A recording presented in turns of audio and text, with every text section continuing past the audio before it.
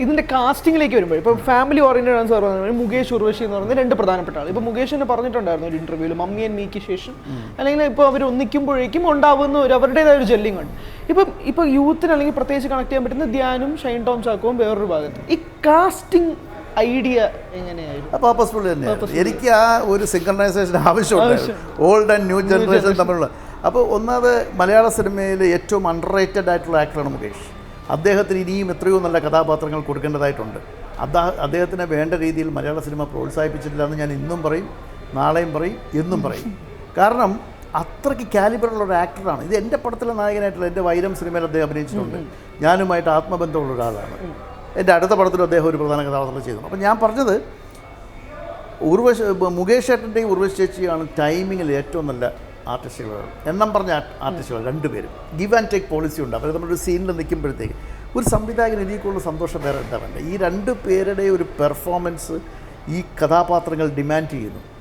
അവരോടൊപ്പം മറ്റ് യങ് ജനറേഷനിലെ ധ്യാനിനെയും ഷൈനെയും സാധാരണ അവർ ചെയ്യുന്നതിൽ നിന്ന് വ്യത്യസ്തമായിട്ട് വളരെ ഡിഫറൻ്റായിട്ട് ഞാൻ പറഞ്ഞല്ലോ. ഞാൻ ആദ്യം മുതൽ താങ്കളുടെ ഈ ഇൻ്റർവ്യൂ തുടങ്ങിയപ്പോൾ പറഞ്ഞു ഞാൻ വെച്ചിരിക്കുന്ന ഒരു ക്യാമറയാണ്.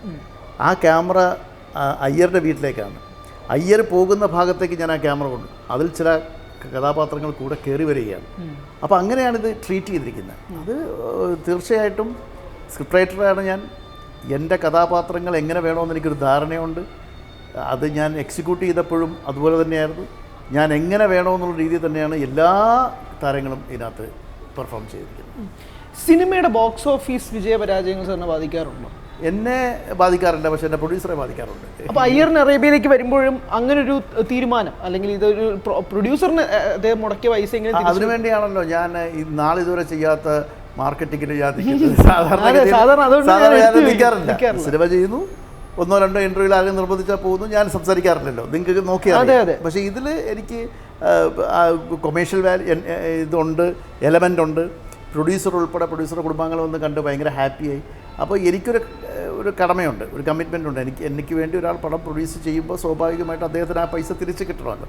അതിനുവേണ്ടി എല്ലാ കാര്യത്തിലും ഞാൻ അടുത്ത പടം ഓണായി കിടന്നിട്ട് പോലും ഞാൻ ബാക്ക് നിർത്തി വെച്ചിട്ട് ഞാൻ ഇതിൻ്റെ പുറകെ നടക്കുന്നതിൻ്റെ കാര്യം അതാണ്. ഏറ്റവും പുതിയ വാർത്തകളും വിശേഷങ്ങളും വിരൽ തുമ്പിലറിയാൻ സീ മലയാളം ന്യൂസ് എല്ലാ ഡിജിറ്റൽ പ്ലാറ്റ്ഫോമുകളിലും ലഭ്യം.